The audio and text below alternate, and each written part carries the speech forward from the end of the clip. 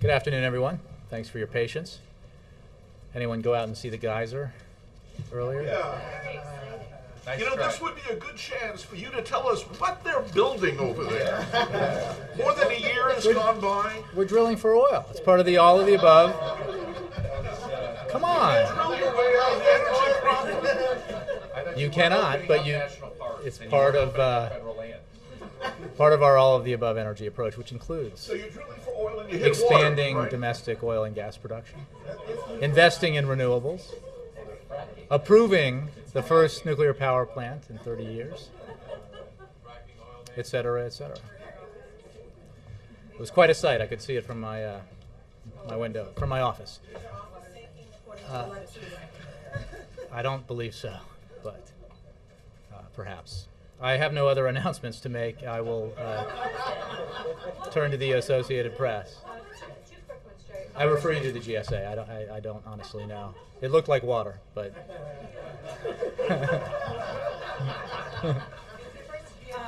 The president referred to Mitt Romney by name yesterday, criticized him today. Mitt Romney accused the president of running a hide-and-seek campaign and being disingenuous about his true agenda if reelected. Do you have any direct response to that? And more basically, are you running a risk here of some campaign fatigue if these two guys are going at one another by name so directly so many months before the election? Well, I know you all know because you listened or to the speech or were there and watched it yourself. The president yesterday gave a comprehensive, detailed, dare I say, wonky exposition of his views of what our budget priorities ought to be and his views on why the Republican budget put forward by Chairman Ryan is not the right solution to our problems, why it's wrong for America. This was a policy speech that, again, had a great deal of detail attached to it as he explained why the Ryan Republican budget, if it were enacted into law, would be incredibly harmful to America's seniors, to the middle class, and to the absolute necessity of investing in areas like education, basic research, and infrastructure in order to ensure that America is strong economically in the 21st century. As he mentioned, and as one of the major points of the speech, is that this is not a theoretical exercise.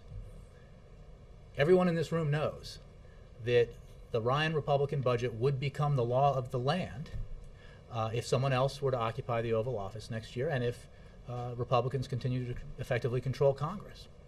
Because everyone supports this. It's not the sort of idea, the rump idea, the idea of a rump faction of the Republican Party. This is what now is mainstream Republican thinking, which is to, instead of taking a balanced approach to our budget deficit issues, a balanced approach to getting our fiscal house in order, we should give additional tax cuts to the wealthiest Americans, virtually the only segment of society that saw their economic lot improve in the first decade of this century. And to pay for those tax cuts, we should end Medicare as we know it. We should reduce by an average of 19% our non-defense discretionary budget. That means cut dramatically our investments in education, basic research, innovation, and the like. And the president simply believes that's the wrong approach. And this is not a theoretical exercise.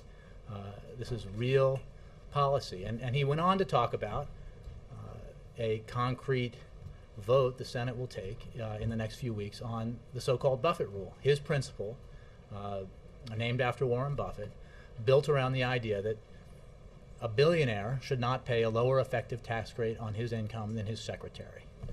So he certainly encourages the Senate to approve that. So is that your direct response to the charge of a hide-and-seek campaign?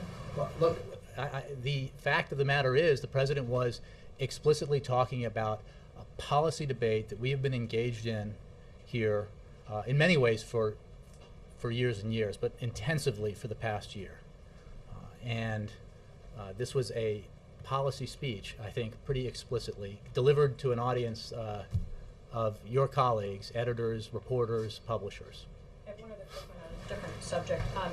Do you have any response to the federal appeals court judge in Texas, Judge Smith, who criticized the president yesterday for his remarks about the Supreme Court and its power to overturn legislation, and has asked for a letter from the Justice Department affirming the federal court's ability to do that? Well, I think, as the Attorney General has said, the Department of Justice will be responding to the request for a letter, and I would simply refer you to what the President said and what the Attorney General said, that of course the Supreme Court and our federal courts have as their responsibility the right to rule on the constitutionality of laws passed by Congress. The President made clear yesterday in answer to a question that is what he absolutely believes. What the President said both yesterday and the day before, what he did was make an unremarkable observation about 80 years of Supreme Court history. The fact that since the Lochner era of the court, since the 1930s, the Supreme Court has, without exception, deferred to Congress when it comes to Congress's authority to pass legislation to regulate matters of national economic importance, such as health care. 80 years plus. That is an observation, and not a particularly remarkable one. It is a statement of fact. And he also expressed his faith that the Supreme Court would keep to that 85-year history of judicial precedent and uphold the constitutionality of the Affordable Care Act. Yes? On a similar theme, Sure. some of the President's remarks about the healthcare case in the Supreme Court have been interpreted as, challenging or putting pressure on the court ahead of the decision.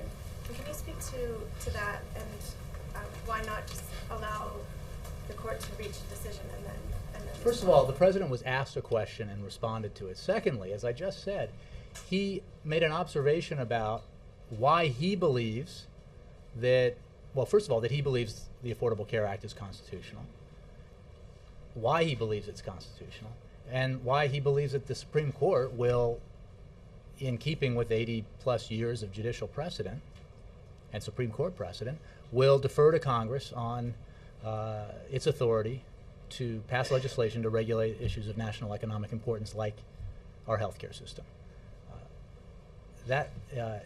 It's the reverse of intimidation. He's simply making an observation about precedent and the fact that he expects the court to adhere to that precedent. It's obviously, as he made clear yesterday, up to the court to make its determination, and we will wait and see what the court does.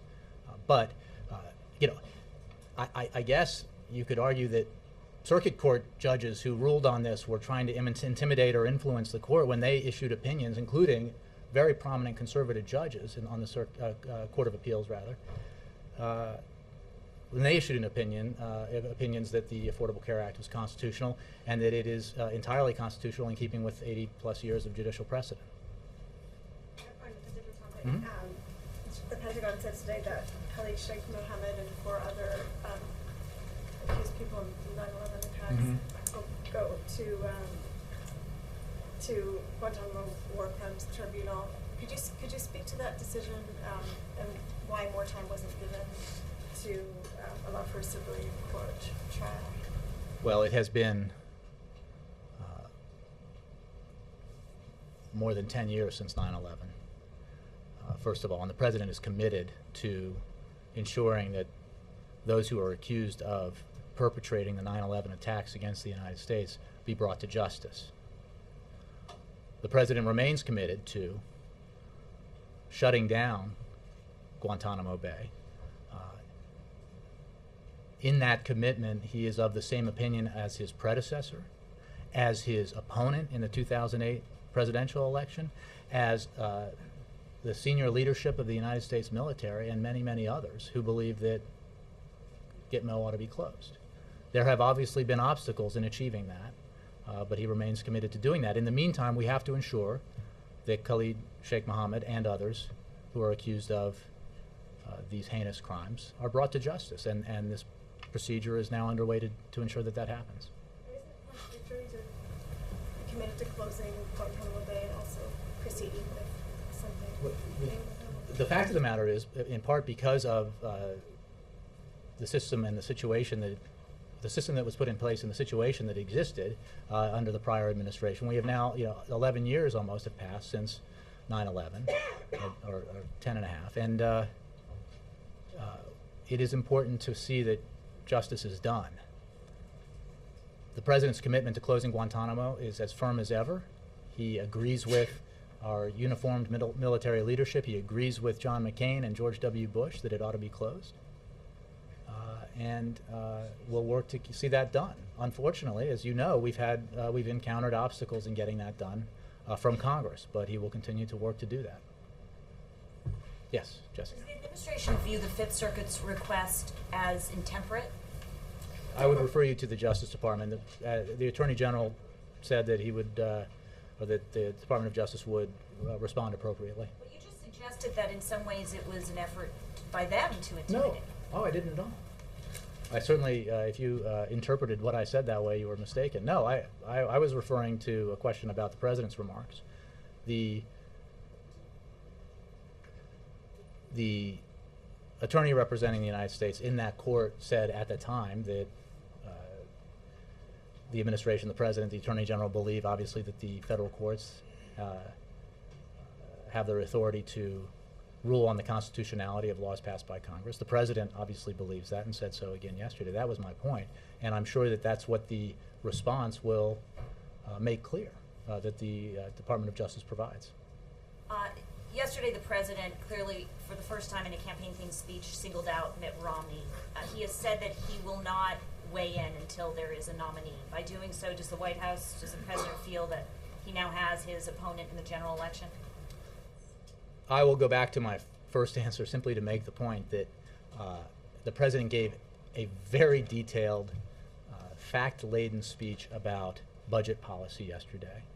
He made clear his opposition to the recently released new but not improved Ryan Republican budget and what his budget priorities are.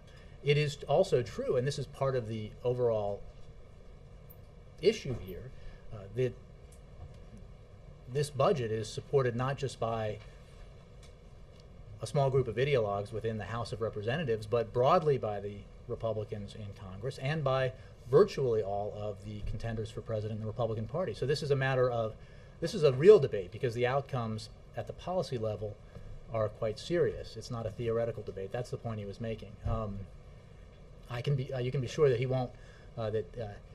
won't choose as a venue to give a campaign speech, especially his first campaign speech or official campaign speech, an audience of editors, reporters, and publishers who are professionally obligated to sit on their hands.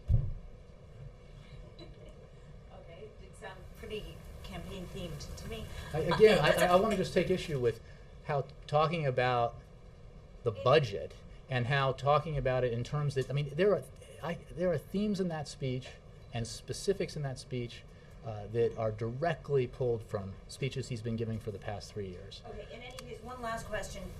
On February 8th, you were talking about the Stock Act and said that you were shocked to learn that elements of it had been pulled and watered down by Eric Cantor, from the House Republican Eric Cantor. This was the Grassley amendment, yes.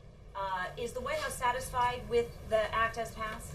Well, the President signed it into law not too long ago. Why is the White House now pleased with this Well, bill when you weren't pleased? it was improved by the Senate amendments that passed that gave greater protections to investors, and we will monitor the implementation of this law very closely to make sure that it is implemented in a way that's effective. But yes, the President supports it. The overall Stock Act represents some of the very key elements from the President's American Jobs Act speech back in September of 2011. Would the White House prefer that there includes disclosure for financial advisors who? Well, there's no question that we would, if if we were issuing an executive order, there would be some things that might be different or improvements, but we definitely support the act, the bill. The president signed it into law. It represents some initiatives that he was the first to put forward as president last fall. So absolutely, he supports it. Yes? Part of Mitt Romney's response today to the president's comments yesterday, he said what the president was trying to do in his remarks was to deflect criticism from the fact that the debt has increased more under President Obama than all previous presidents combined. Is that incorrect, that statement about the size of the debt? I'd have to look at his numbers. The fact is, as you know well, Nora, that a huge portion of the debt that the United States of America now carries on its books is attributable to the fact that certainly the deficits that we've seen is attributable to the fact that in the previous administration, 2 massive tax cuts, 2 wars, and an unpaid for Medicare, expansion of Medicare through the prescription drug benefit went on the books without, again, being paid for. We can get you the specific numbers, but it is a massive contribution to our federal deficit. And our debt. Another contributor to that was the fact that when the president took office, President Obama, we were in the midst of the worst financial and economic crisis in our lifetimes here, most of us, I think, since the 1930s. And that required a response in order to prevent a Great Recession from becoming a Great Depression. The response that the president took was effective in preventing a depression, the response the president and Congress took. And we have been and are now recovering from the worst financial crisis in 70 plus years. The fact of the matter is the president has embraced and has put forward a balanced approach to dealing with our deficits and our long-term debt. A balanced approach has been endorsed by every bipartisan commission that has looked at this, Democrats and Republicans. It has been supported by and endorsed by Democratic legislators in the Senate and the House. As of yet, it has not received support in any significant way or at any significant level by Republicans. This is the problem with the Republican budget the president talked about yesterday. We don't need to cut education and basic research and innovation and transportation by an average of 19%. In addition to the $1.2 trillion in cuts the president's already signed into law, bringing our non-defense discretionary spending to its lowest level since Dwight Eisenhower was president, the Ryan budget, the Republican budget, would go further than that by another 19%. Why? Not to reduce the deficit, but to give more tax cuts to millionaires and billionaires. That's a losing argument, and it's the wrong prescription for America's economy. Given the president's detailed description about what's wrong with the Republican and the Ryan budget that's been endorsed by Mitt Romney, why then doesn't the president want to offer people a different choice? Why doesn't he have his own party put forward a budget in Congress? Nora, you know that the president has put forward a budget. You know that. Well, I had this discussion yesterday in a interview that I did. What everyone knows is that in a situation where Washington is divided, the only way to get to a budget agreement that represents a compromise that can be passed into law and signed by the president is that if it enjoys bipartisan support. Passing a bill with only Republican support in the House and passing a bill in the House that garners only Republican support and passing a bill in the Senate that garners only Democratic support does not achieve that and does not bring you any closer to a resolution. What you need, I can see Ed getting all worked up over here, but what you need is a balanced approach that has been supported by bipartisan commissions. That is, I mean, again, there's a lot of talk about the Simpson-Bowles Commission, which, as the president noted yesterday, he created and had to create through his executive authority because Republicans, the president endorses the approach that the Simpson-Bowles Commission took, and in fact, his budget proposal is different from the Simpson-Bowles approach. How? It doesn't raise as much revenue, which you would think would appeal to Republicans, and it doesn't cut defense spending by as much, which you would think would appeal to Republicans. And yet, the 3 House Republican members on the Simpson-Bowles Commission voted no, including Representative Ryan. So what does that tell you about how they view the need for a balanced approach. Throughout this debate in the past year, you have seen Democrats, led by the president, do really hard things. Democrats aren't supposed to like cuts in discretionary spending, basically domestic programs. And yet this president has signed into law the deepest discretionary spending cuts in recent memory that have brought our discretionary spending levels to their lowest level since Dwight Eisenhower was president. Democrats generally do not like and do not support cuts in entitlement programs, and yet this president put forward difficult reforms in our in entitlement programs because he believes that you have to have a balanced approach. You have to include entitlement reform in any effort to reduce our deficit and bring down our reduce our debt. And the president also believes you have to include revenue, as does the vast majority of the American people. So who hasn't moved here? Where's the Republican proposal that includes revenue as an element of a balanced approach? It's certainly not the Republican budget. And I'll let Ed fall on that in a minute. But on the Supreme Court, just one more question on the Supreme Court and the president's comments Monday. Does he regret using the word unprecedented? Not at all, because as I've said a couple of times now, the president was referring to making the unremarkable observation about 80 years of Supreme Court history. Since the Lochner era, well, only because a handful of people didn't seem to understand what he was referring to. Of course he was referring to the fact that it would be unprecedented in the modern era of the Supreme Court, since the New Deal era, for the Supreme Court to overturn legislation passed by Congress designed to regulate and deal with a matter of national economic importance like our healthcare system. That is a fact. Since the Lochner era, which ended when the court began to defer to Congress on New Deal legislation, the Supreme Court has not done that, has not broken the precedent set there, and that's a number of years now. That's what would be unprecedented about it. He did not suggest, did not mean and did not suggest that the court, it would be unprecedented for the court to rule that a law was unconstitutional. That's what the Supreme Court is there to do. But it has, under the Commerce Clause, deferred to Congress's authority in matters of national economic importance. But on that point, Republicans Ed. were mentioning. Thank you, Ed. The risk of being intemperate. I just wanted to ask. Never. 80 years of precedent you keep talking about, but Republicans are pointing to, I think it's 159 different times in the history of America where the Supreme Court has decided that something is not unconstitutional. Obviously not all of those times involving the Commerce Clause, which is the caveat. Well, none of them in the last 85 years, and that's what the president was talking about. But there's 159 times the court if they has are said citing, it's unconstitutional. if they are citing times when the court ruled as unconstitutional something under the Commerce Clause that Congress did, they're basically saying they shouldn't have passed some of the New Deal legislation, and perhaps they want to revisit that. But the precedent we're talking about here, as I've made clear, I mean, you can say that they make this argument about precedent based on something the president didn't say or mean, or we can talk about... But to be clear, he didn't specify what you're specifying now. He did yesterday. Yesterday. But in his original comments, he did not but draw out that caveat. He just said the whole thing would be unprecedented.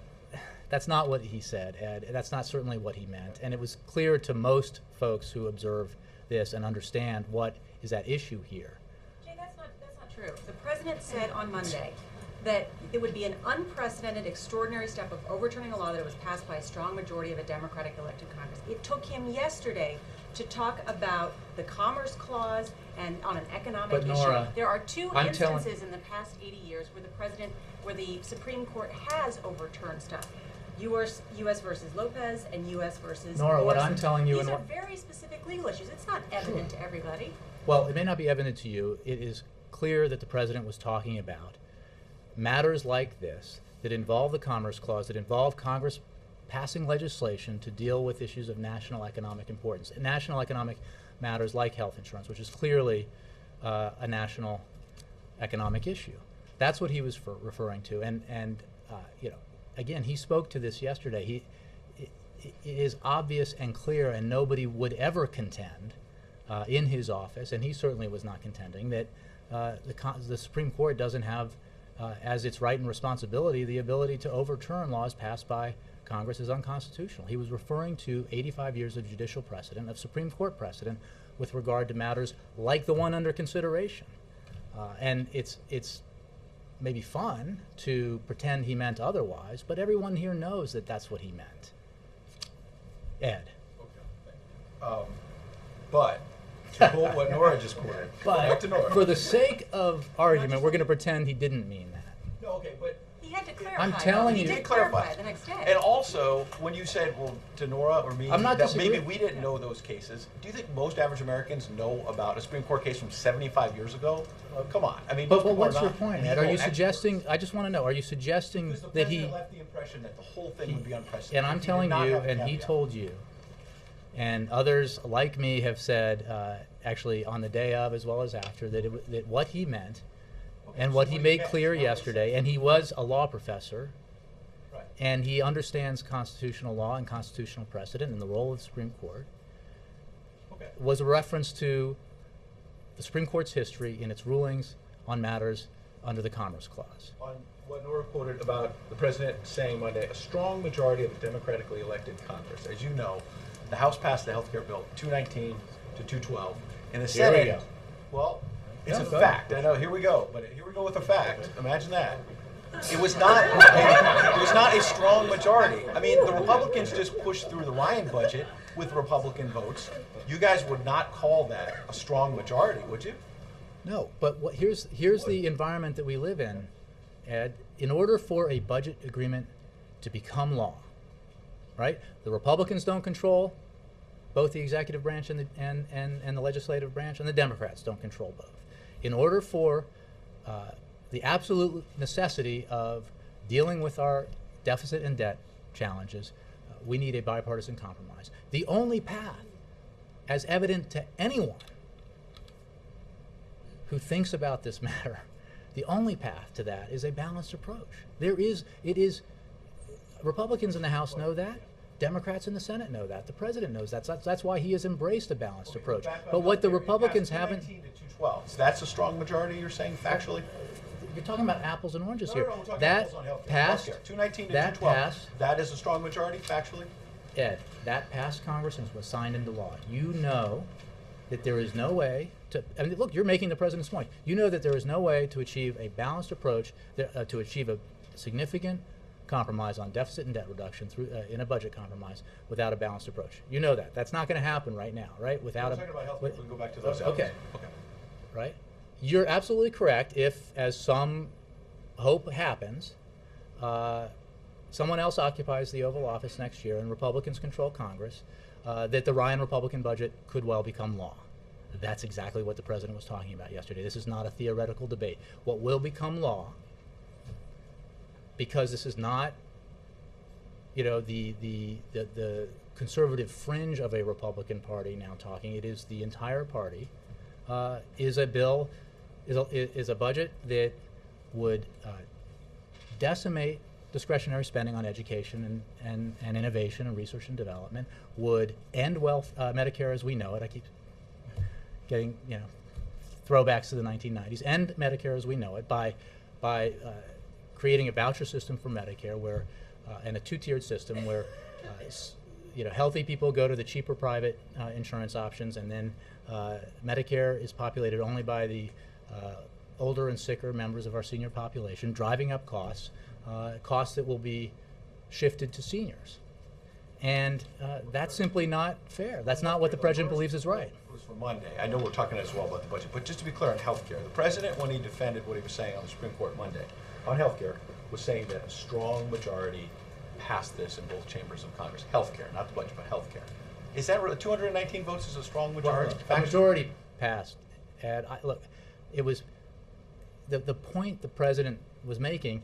Is that under the past 80 years of Supreme Court history, the Supreme Court has shown deference to the legislature to deal with matters under the Commerce Clause of national economic importance, like health care.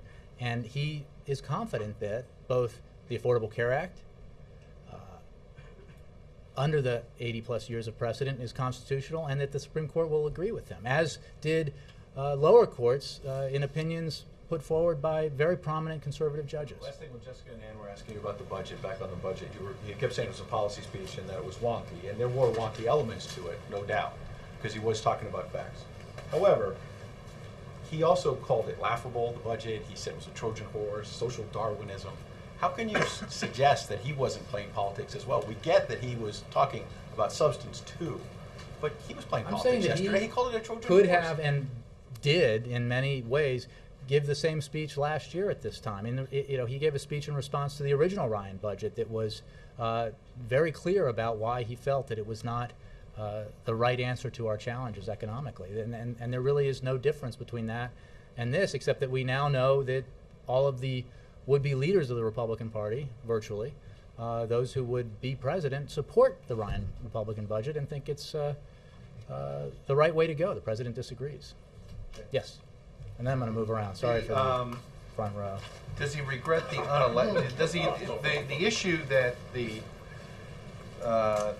judge seems to have is this issue of the unelected jab that the president used on Monday, referring to the judiciary using what was clearly a sort of hot political rhetoric in reference to the judiciary when you refer to them as an unelected body. That's something that's a sort of tried and true political attack on the judiciary that we've seen for years. Does the president regret that? I mean, is that why he seemed to walk things back a little bit yesterday? He, as has been demonstrated here, I guess other folks didn't know we were talking about a piece of legislation that would be ruled on under the Commerce Clause, and that's what he was referring to. So I accept that some of the expansion that the president offered and I and others offered might have helped people understand exactly what he was talking about and referring to. But I think his point about Congress was simply that the Supreme Court, since the New Deal, has deferred to the legislature, those who are elected by people around the country, to write laws for them, and in this matter, on matters of national economic importance, to pass laws that regulate the economy and regulate areas of the economy like our healthcare market. So that is the point he was making, is that the court, as a matter of precedent, has deferred on matters like this to the. As a bunch of unelected. He goes, I would remind them that they're unelected. I mean, that's been the way the judiciary was set up from the very beginning. He was making an unremarkable observation about. Is that an unremarkable thing? To use a political well, they aren't elected. It's, again, a statement of fact. Just like, members of Congress aren't judges. Well, some of them may have been, but they're not largely judges. So, and they are elected. The point of the matter is as a matter of Supreme Court precedent, Supreme Court has deferred to the legislature in matters dealing with the national economy. So should we interpret his remarks yesterday as a walk back of sorts from the tougher rhetoric on Monday? No, it was. He was asked again, and he offered more expansive comments on it.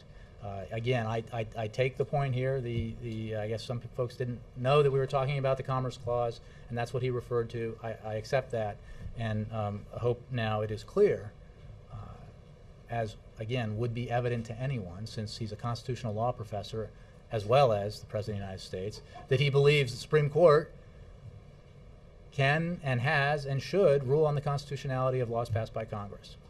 Two things I want to follow up on the answers that you gave. You referred just now about, when you were talking about the budget, first, isn't there you say that the only way, that there's no other way to get a budget done, one passes the House with just Republican votes. Isn't there a way, the House and Senate work this way all the time. The Senate passes a bill, the House passes a bill, and then they try to merge them together. What's wrong with trying to do that? Well, look, it is always our preference for Congress to work efficiently and effectively, and that would certainly be a good thing. But we have seen in the past year plus of very intense negotiations between the Senate and the House, between Republicans and Democrats, between leaders in Congress and the White House, that the only way to accomplish in an environment like this significant compromise that can be passed out of this Congress and signed into law by the President is to take an approach that is balanced.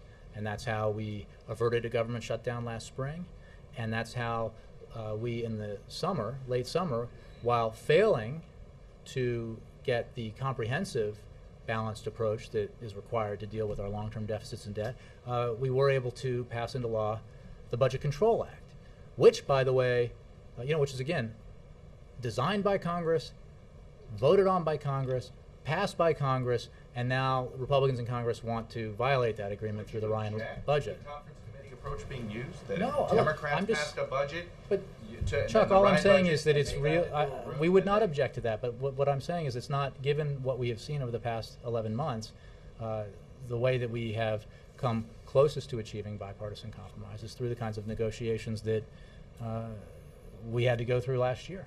And you said in response, I think And it was- unfortunately, the point is that what the president's put forward, what Democrats have agreed to in these negotiations, represents a significant compromise by the president and Democrats on issues that are sacred cows, if you will, to the Democratic Party. That's What we we're have following not on that. seen, Where- what we where's- have not Have seen. you put on a plan on Social Security reform? No, the president has made clear his position on Social Security reform. He's made it clear in his State of the Union address. He made it clear again when he put out his budget proposal in the fall. And I would note that the Ryan budget contains no Social Security reform. You know, so when you say You know that- entitlement reform, you're saying you're excluding Healthcare Social Security. entitlements. You're only talking about Medicare. I'm not saying that Medicaid. we don't need to deal in the long term with our Social Security matters. I'm talking about Medicare, Medicaid, and other mandatories. But the fact of the matter is, as you know, you reported on it, the president led his party to agree to significant reforms in our entitlements, our health care entitlements, as part of what could have been a bipartisan grand bargain. And that was not achieved because Republicans would not go along with the idea that it had to be balanced, that it had to Never include, released that plan publicly. it had to include, it is funny to hear Republicans talk about how there is no plan and then describe it in detail, but that's another matter. Neither side released their The- final plans publicly. It was so we part of a don't- negotiating process that you know well was the only way to potentially achieve this, what would have been a very difficult compromise. Separately, as you guys know, and I know from your reporting in the on the super committee that dealt with the as a result of the Budget Control Act, Democrats went extremely far in making significant compromises on issues like entitlements, and the whole thing broke down. Why? Because Republicans refused to include revenues as part of an overall a process that, and that's the only way to do it. Everybody knows that. April. Jay, topics. Gallup poll has come out with the new job approval rating for President Obama. 48% approve and 45% disapprove. What are your comments? I mean, there are polls every day. I don't really have a comment. It's not moving.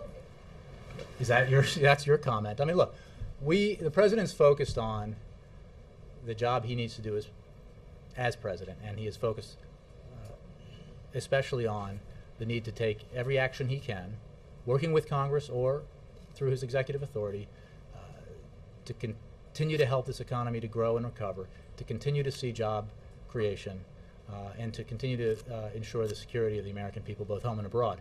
Those are his focuses as president at this time. At the campaign and polls, there's plenty of time for that. And that's a long time. That is a long time. And, as I've said for a long time now, as this year progresses, the president will, of course, by necessity, be more engaged in the campaign. At this point, we still do not have a Republican nominee. And, that time will come, and you will see him engage when it's appropriate. And on another topic, the hoodie movement has made its way to the White House.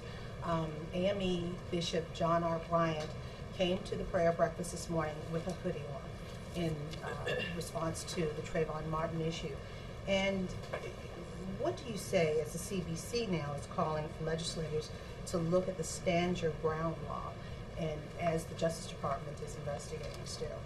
Well, I would refer you to the last part of your question, which is that the Justice Department is investigating the particular case in Florida, as obviously our Florida authorities, and so I wouldn't really I do not have a specific comment on that. The president, as you know, made remarks about the case and the tragedy of the loss of life here, but I don't have any further comment on it. But everything comes to the White House from water peace and everything in between, and now this hoodie movement has come. The president didn't say anything, according to Bishop Bryant. He did not acknowledge it. He just welcomed him. What does the White House feel about that strong movement making its way here? Well, I haven't spoken to the president about this, so I don't have anything to express on that issue. And again, I don't think it's appropriate, and I won't, therefore, comment on something that's under ongoing investigation by both the Justice Department and Florida authorities. I'm not talking about the investigation. I just don't have a comment on that, sorry. Yes, Juliana, and then, sorry. The Jobs Act, which provides, it helps small businesses get investors early on, and there's some concerns that the act actually dismantles some investor protections, might be more prone to get-rich-quick kind of schemes. Does the president share those concerns? Well, as you know, the president insisted on and was pleased to see the adoption by, in the overall legislation of the amendments put forward by, bless you, by Senate Democrats that offer further protections for investors.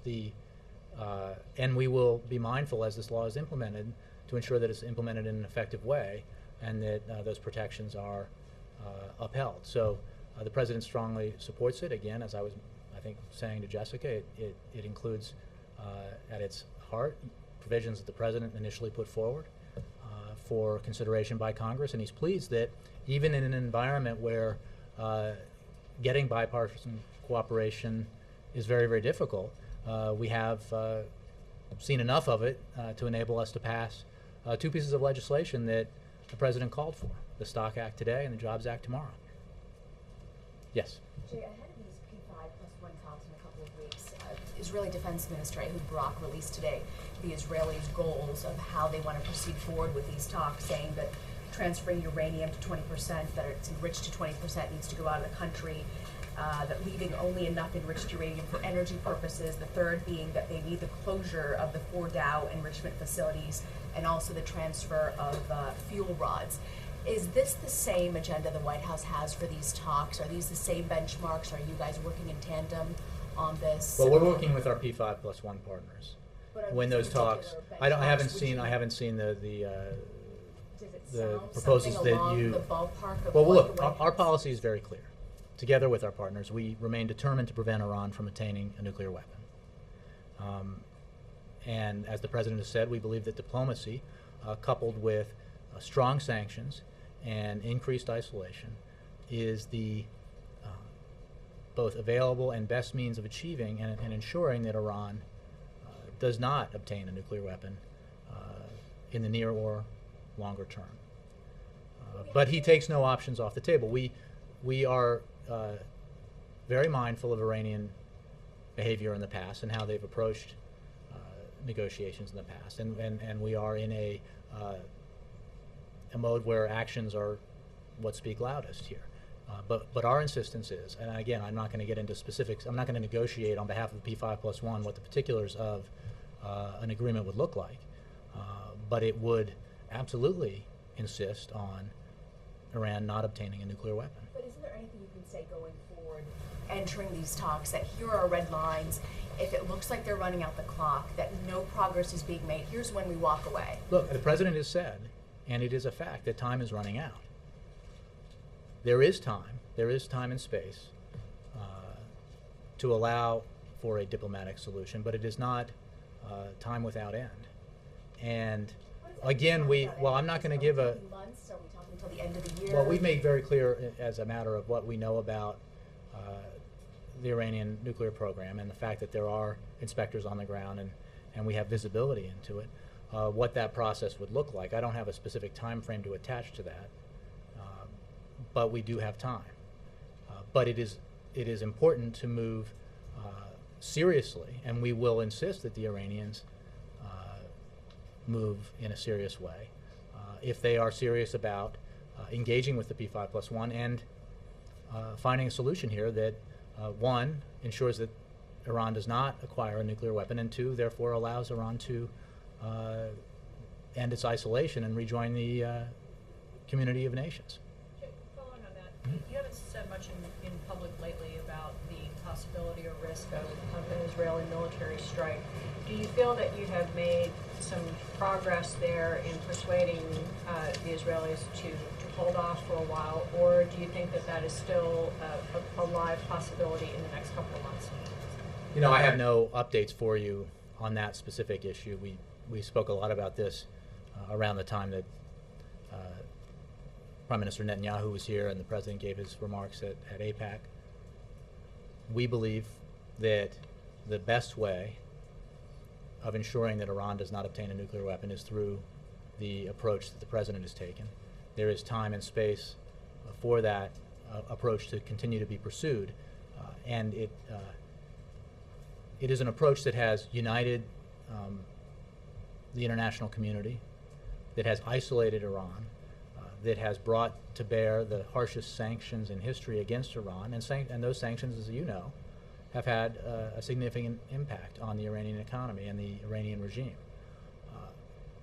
But it remains to be seen whether the Iranian leadership will choose the right path, will go through the door that remains open to them, which is to forsake their nuclear weapons ambitions, and by doing so and in demonstrating and in proving to the world that they have done so, create for themselves the opportunity to reduce their isolation, to reduce the significant impact on their economy of these sanctions, and to rejoin the community of nations. When Prime Minister Netanyahu was here, the President made a point of saying out loud that he respected Israel's right to self-defense. Well, that hasn't changed. But the obvious but there was that he was making a case. Nothing has changed, if that's what the essence of your question is. Our position remains the same. We have made clear what we believe is the appropriate path to take now, and we're working with our P5+1 partners as well as allies and partners around the world in this effort, and we'll continue to do that. Yes? Can you tell us which members of the Muslim Brotherhood, the group that's visiting right now in Washington, which members? I don't have names. I don't have names for you. As you know, it is a matter of fact that the Muslim Brotherhood will play a prominent role in Egypt's political life going forward. Members of the Muslim Brotherhood met with John McCain when he visited, and Lindsey Graham, 2 senators, when they visited Egypt. And again, I don't have the names of folks who are having meetings here in Washington, but we're, the lower level officials here at the NSC did have meetings with them. Just a question on Pakistan. As you know, the head of Lakshar al-Taiba did a news conference there where he basically said, give me the money, give me the reward money, and Pakistani government spokesman said that they need concrete evidence to have the charges withstand judicial scrutiny. What's the response to that kind of a statement from Pakistan? In terms of, I haven't seen that, so I don't think I have a response for you. Yes. Yes. Sorry. Thank you, Jay. First, I want to go back to the Monday summit with President Calderon and Prime Minister Harper. Did the situation in Syria come up in the conversation? I don't know. I'll have to check. It would certainly be possible, given that Syria is a major topic of conversation right now among the world's leaders with the president, but I don't know for sure. Has the president started to build up some sort of support from the allies to a greater involvement in the region?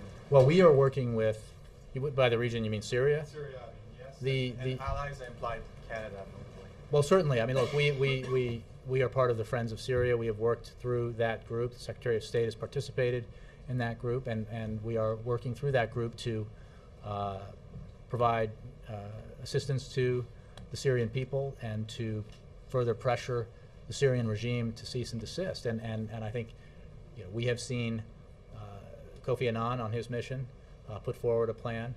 I note that the Syrian regime said it would adhere to it, and then we've seen reports of terrible violence continuing in Syria.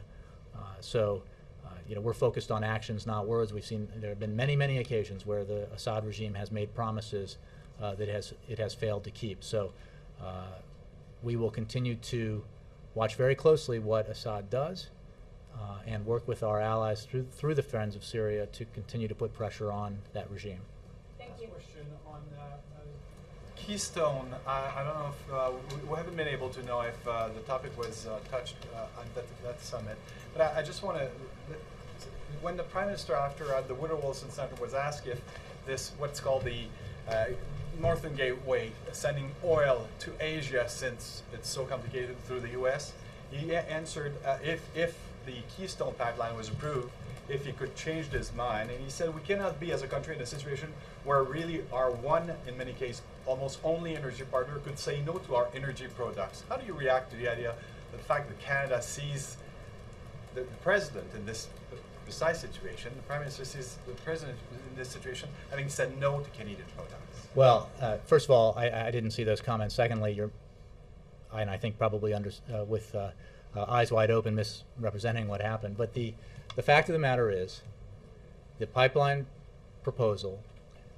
that was delayed because of the opposition of people in Nebraska, led most prominently by the Republican governor of Nebraska. The process of allowing for a new route to be submitted and considered and approved was abruptly brought to a halt by the insistence, for political and ideological reasons, of the Republicans to insert in a piece of legislation the non-germane, utterly non-germane element of forcing a decision on the Keystone Pipeline, forcing a decision on a pipeline route that did not exist and as yet does not exist.